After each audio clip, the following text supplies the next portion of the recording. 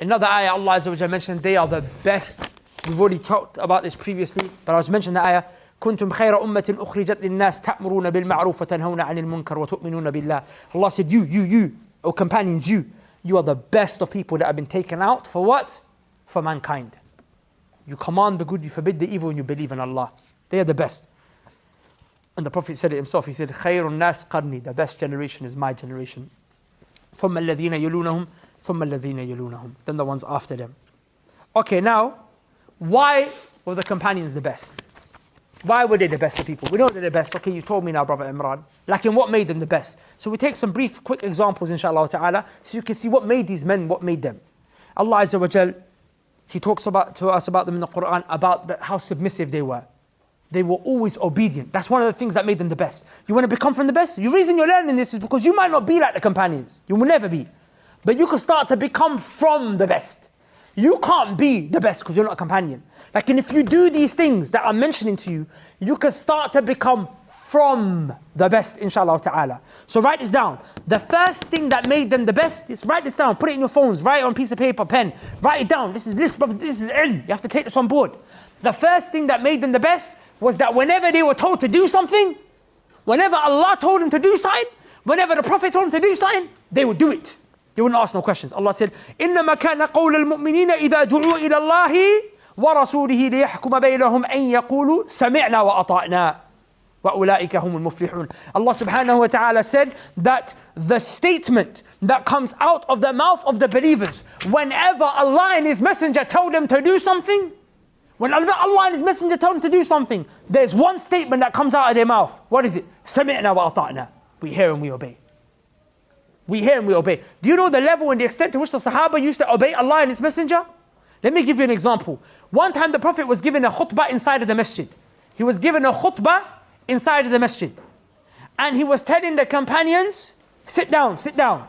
Abdullah ibn Mas'ud was outside the masjid. He was coming into the masjid. And he heard the Prophet say, sit down. Now pay attention. Is the Prophet talking to the ones in the masjid or outside the masjid? Who's he talking to? Inside, right? Like outside the masjid, he heard the command, sit down. He sat down where he was. He sat down. He said, the messenger said, sit down. He didn't argue. He didn't say, oh wait, let me reinterpret what he means. He's talking about the ones inside. He said, no, I heard a command. Let me implement it. I'll give you another reason.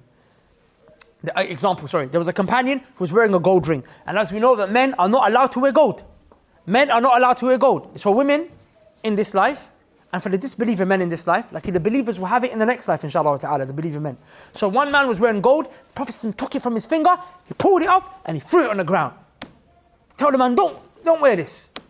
You're not allowed to wear this. The Prophet walked away. The other companions were there. They told the man, they said, why don't you pick it up and sell it in the marketplace? Like the Prophet told you, you can't wear it. But you can't. He didn't tell you can't sell it. Of course you can sell it. It's halal to go sell the gold. The man said, you want me to pick up something from the ground that the Prophet with his own hands threw? I'm never going to touch it. He left it there and he walked away. That's what they were like. I'll give you another example. Abdullah ibn Umar, who was the son of Umar ibn Khattab. One day, his son done something. He stopped his wife from going to the masjid. Now we know that the women have to stay in the house. But there's one thing that a man cannot stop the wife from doing, which is to go to the masjid. The Prophet prohibited a husband from stopping his wife from going to the masjid. It's better for her to pray in the house. Yes. Like if she wants to go to the masjid, the husband is not allowed to stop her. So Ibn Umar's son, his name was Bilal, he said, I'm not going to let my wife go to the masjid. His father came, Ibn Umar, and he said, the Messenger sallallahu alayhi wasallam said, you're not allowed to stop your wife from going to the masjid.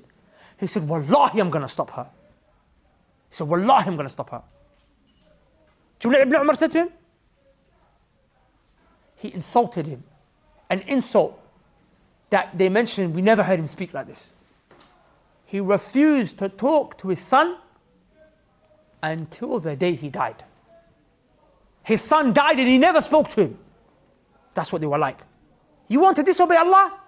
You want to disobey the Messenger sallallahu alaihi wasallam? We have nothing to do with you. Does that make sense? Finally, Taha, we're going to be able to produce videos so fast on this new powerful Mac, inshallah ta'ala. Bro, get off the Mac. Oh, my bad, bro. You're bad for real. Yeah, I didn't see you there, man. What do you mean you didn't see me? I'm right here. Now, obviously, how am I supposed to see you, bro? At the time we're recording this video, you've not been edited in yet. Say wallahi. Yeah, you've been edited. No way. Yeah, post-production, my G. That's mad. Whole time K Visuals, obviously, as you can see. MashaAllah. More money came in, we're able to hire a better visual team. That's why we can do stuff like this. But anyway, bro, listen, I need to talk to the people, okay? Bro, do your thing. I'm Donated just going to sit here and for this listen, back in the inshallah. first place. So now, brothers and sisters, as you guys saw, literally about just over 24 hours ago, we put out a video saying we needed to raise money for new media equipment so we could spread La ilaha illallah across the World Wide Web. And alhamdulillah Rabbil Alamin, you guys, almost with Allah's permission, have managed to reach the target, which means we're going to be closing that fundraiser very shortly because we're just a few thousand away from our ultimate goal. Now here's the thing, do you know what that means for you?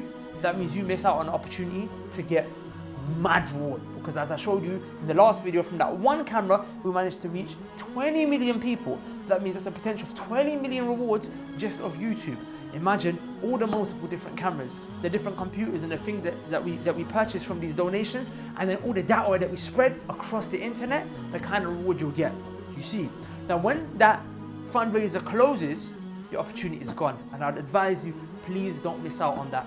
Like there was a companion at the time of the Prophet sallallahu alaihi wasallam. The Prophet told the Sahaba that there's going to be 70,000 from his ummah that are going to go to Jannah without any accountability, which means no questioning. Day of judgment, straight to paradise. So one of the companions' name was Ukasha. He stood up and he said, Ya Rasulullah, he said, make dua to Allah that I'm from those 70,000. And the Prophet sallallahu alaihi wasallam said to him, Anta minhum. He said, you're from them. It's done. It's done. Another companion heard it and he was like, oh, you just have to do that? So asked the Prophet. So he got up and he said, Ya Rasulullah. He said, make dua to Allah to make me from them as well. And the Prophet said to him, Sabaqaka biha Ukasha. He said, Ukasha beat you to it. That was a limited offer. You missed the window of opportunity. So what that shows you is that don't let someone beat you to the punch. Don't let someone beat you with the opportunity to get that kind of reward. I mean, think about it, man. We've got sins, but I have an opportunity to buy a piece of equipment, which there's going to be multiple rewards that are going to come from it. Rewards in the hundreds and thousands, rewards in the millions potentially, inshallah ta'ala. That's not the kind of good deed that you want to pass up. So anyway, inshallah ta'ala, with that said, I'm going to leave you guys before this guy gets upset. Open the box. Yeah, bro, we're going to unbox you soon as the Quickly, video man. stops, man. Just be patient, bro. Hasten from Shaitan. Anyway, listen, bro. before Little Me gets upset, I have to bounce. But the link is below if you don't want to donate, inshallah ta'ala, so we can spread this da'wah. Listen, inshallah, we're going to spread this da'wah everywhere, inshallah ta'ala. Everywhere that Allah allows us to do. Of course, we can't do it each and every single little place. Before we get a little refutation, oh my God, he said everywhere. Jokers. Assalamu alaikum.